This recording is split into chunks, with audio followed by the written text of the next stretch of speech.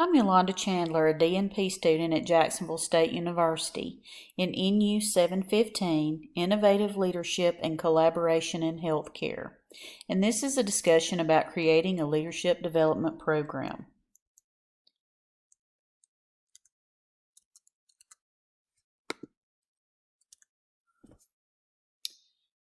The hospital website has this single mission or vision statement. We will provide care to all persons seeking care without regard to race, color, disability, religion, creed, or financial ability to pay for services if we possess the ability to provide the care or services requested. Professionally we serve, personally we care. My quality vision begins with strong leadership, so I would like to create a leadership development program. I would also like to change the leadership style from transactional to transformational leadership. HCAHPS are poor in certain areas, so I'd like to see improvement there, not only in nursing, but in ancillary departments as well. There's been a lot of turnover in leadership and management in recent years, with a significant decrease in employee satisfaction in several departments, including nursing, so I'd like to see those numbers improve. The vision aligns with the previously mentioned institutional mission. Strong leadership will create a domino effect and improve patient care. Happy employees result in happy patients. The Quality Improvement Director, in conjunction with the Education Director, will lead the quality improvement effort for the hospital. The Quality Improvement Committee will be managers representing each department, along with the Quality Improvement and Education Director.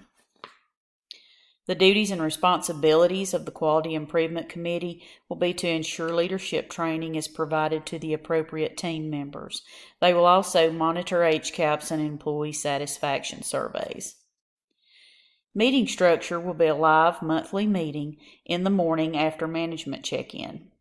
Meetings will be held in the Education Center, and priority setting and progress review will be addressed in the monthly meeting.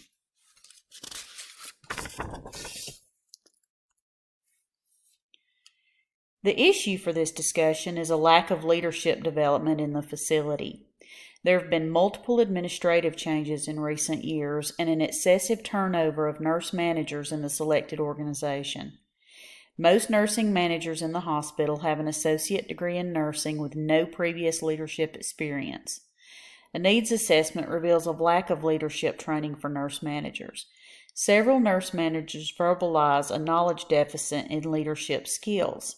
Some express a desire to return to their previous staff nurse position because of the increased stress associated with their job. Managers feel they lack the tools needed to properly lead the nursing staff. Formal leadership training is frequently expensive and is a voiced concern among the administrative team. The purpose of the Leadership Development Program is to cultivate strong leaders, improve HCAHPS scores, and increase employee satisfaction. The plan of action involves creating a leadership development program for nurse managers that eventually includes staff nurses and managerial employees from ancillary areas. The project will consist of establishing buy-in from involved parties, create a sustainable leadership development program.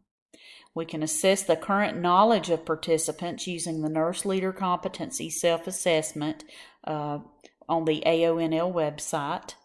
And we want to educate participants in a live individual full-day leadership development session on the following topics: characteristics of a leader, leadership styles, leadership behaviors, barriers to effective leadership, giving and receiving constructive feedback, conflict resolution, transformational leadership, and team building. We can assess the competency of nurse managers and other participants after leadership development training by re-administering the Nurse Leader Competency Self-Assessment. The training may also be done as group education, or training material may be loaded into the hospital intranet for self-paced learning. The following slides show supporting literature for leadership development and the policy that's been created for the leadership development program that you can read at your leisure. The Institute of Medicine states that nurses should be well positioned to lead change, and that will include leadership development training. A study was conducted at an organization experiencing high turnover rates of leadership positions, and they found that promotion without leadership experience or developmental opportunities would lead to poor outcomes. Active feedback from leaders can increase trust in relationships and improve team functioning, all of which affect outcomes. And if you'll notice, the topics that will be covered during leadership development training cover all of these things. Leaders must strive for improvement because they become a role model for team members. And there are several barriers to effective nursing leadership, and these barriers too will be included in the training.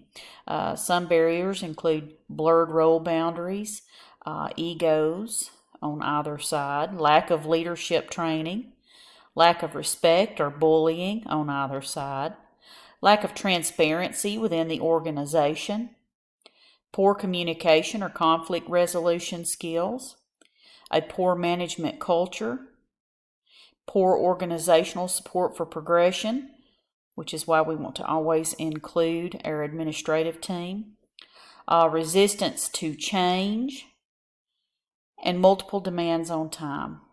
So as you can see, there's quite a bit of literature to support the need for a leadership development program.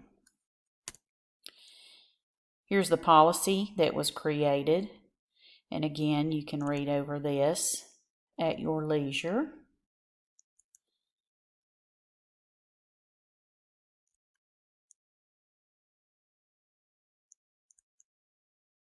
This is a book list that was included for all participants to read.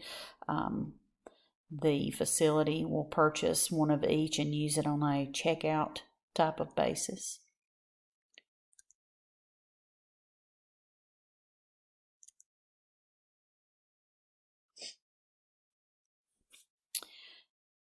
There's a cost of $10 per participant to complete the Nurse Leader Competency Self-Assessment on the AONL website. The recommended book list that I just showed in the policy and associated costs are approximately $300. It's recommended that the facility purchase that one copy of each book and for leaders to check out as a resource.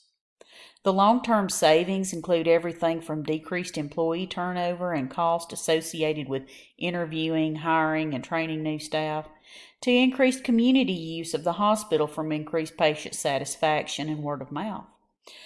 Patient outcomes should be improved as a result of leadership development training. The training is designed to improve nursing behaviors and cultivate their communication and teamwork skills, which will directly affect patient outcomes. Performance data will be generated from the Nurse Leader Competency Self-Assessment in the training program, HCAHPS scores, and employee satisfaction surveys.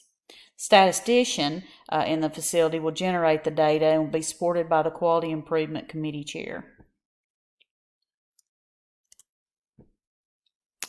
Current performance will be measured by the HCAHPS, employee satisfaction surveys, and the pre-training Nurse Leader Competency Self-Assessment from the AONL website. Now, the same tools will be monitored over time for improvement. Managers on each unit will be responsible for communicating with staff, both nursing and ancillary services. They will be on the Quality Improvement Committee and can take information to their respective departments.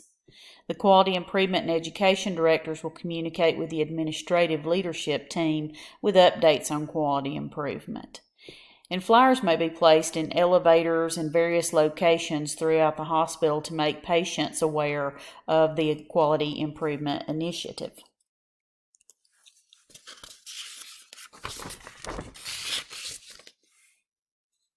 This D&P student will work with the education director in the facility to provide leadership development training. The training will take place in the education center. And again, those topics will include characteristics of a leader, leadership styles, leadership behaviors, barriers to effective leadership, giving and receiving constructive feedback, conflict resolution, and we know that this is very important at the bedside as well, transformational leadership, and team building. Progress will be tracked and evaluated by monitoring nurse leader competency self-assessments, both before and after training. HCAHPS will be monitored over an extended period of time.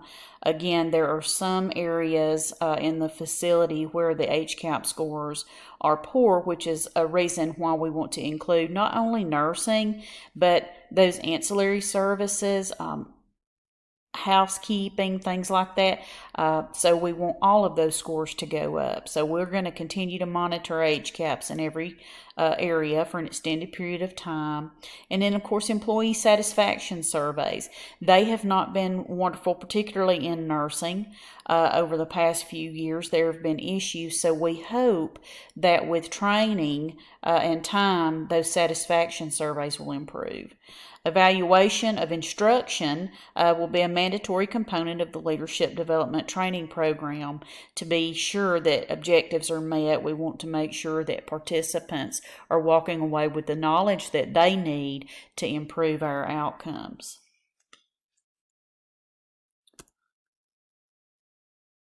Thank you for listening.